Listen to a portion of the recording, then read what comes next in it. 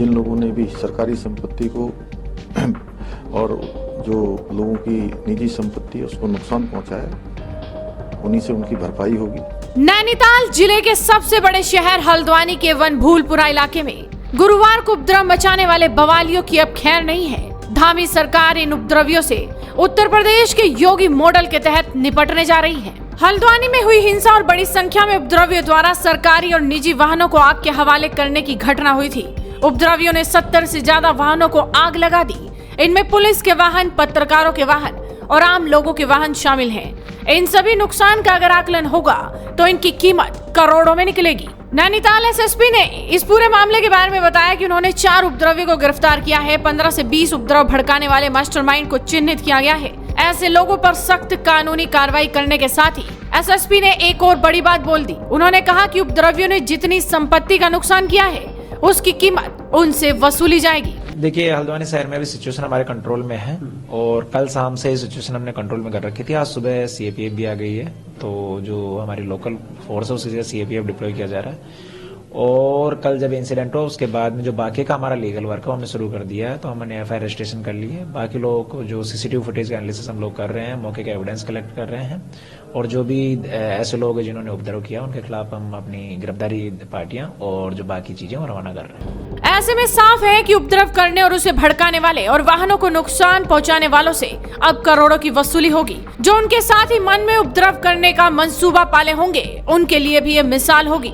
आपको बता दें कि यूपी की योगी सरकार ने जब से यूपी में पॉलिसी अपनाई है वहां दंगे फसाद रुक गए हैं। अब यूपी में दंगा उपद्रव करने वालों को 10 बार सोचना पड़ता है कि अगर उन्होंने सरकारी या निजी संपत्तियों को नुकसान पहुंचाया तो फिर उसकी भरपाई भी उन्हें ही करनी पड़ेगी। ऐसे में यूपी में दंगा और फसाद और उपद्रव करने वाले अब बैकफुट पर रहते हैं। उत्तराखंड में अगर हल्द्वानी हिंसा के बाद यूपी की योगी सरकार का ये मॉडल अपनाया जाता है तो फिर उपद्रव करने वाले ऐसा करने से पहले कई बार सोचेंगे। वहीं वनभूलपुरा कांड की गंभीरता को समझते हुए सीएम पुष्कर सिंह धामी भी हल्द्वानी पहुंच गए थे। उन्होंने सबसे पहले कोतवाली में घायलों का हाल जाना और पुलिस प्रशासन का हौसला बढ़ाया।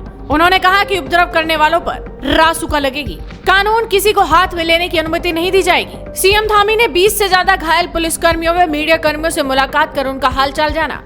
इसके बाद वो निजी अस्पताल में भर्ती मीडिया कर्मी को भी देखने पहुंचे।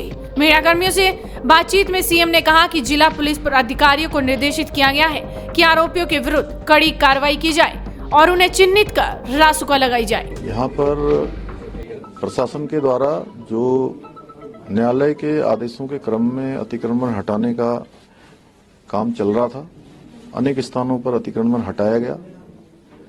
लोगों ने स्वतः ही अतिक्रमण हटाया क्योंकि प्रशासन ने पहले से सूचना दी हुई थी। कल वनभूलपुरा क्षेत्र में जब पुलिस की टीम, प्रशासन की टीम अतिक्रमण को हटाने के लिए गई थी, वहां पर सुनियोजित तरीके से बमों से, कट्टों से, पेट्रोल बमों से, पत्थरों से प्रशासन की टीम पर बहुत आगजनी भी हुई, हत्या करने का प्रयास भी हुआ, आगजनी हुई। और यहाँ के जो उत्तराखंड राज्य का जो माहौल है उसको खराब करने का कुछ लोगों ने काम किया है।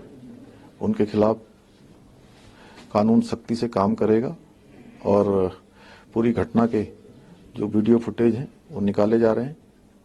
जिन लोगों ने भी सरकारी संपत्ति को और जो लोगों की निजी संपत्ति है उसको नुकसान पहुंचाया, उन्हीं से उनकी भरपाई होगी और सख्ती से काम किया जाएगा। पत्रकार साथी और जो अन्य लोग जो घायल हुए हैं, जिनको चोटें लगी, हम उनके साथ हैं, उनकी पूरी देखरेख हम करेंगे। लेकिन जिन्होंने ये गलत काम किया है उनके खिलाफ कठोर कार्रवाई होगी। फिलहाल सीएम धामी पहली बार इतने सख्त नजर आ रहे हैं और उन्होंने बोल दिया है कि किसी को भी बख्शा नहीं जाएगा। साथ ही योगी मॉडल भी अपनाया जा रहा है। तो आप इस वीडियो को शेयर कीजिए और जुड़े रहिए हेडलाइंस इंडिया के साथ।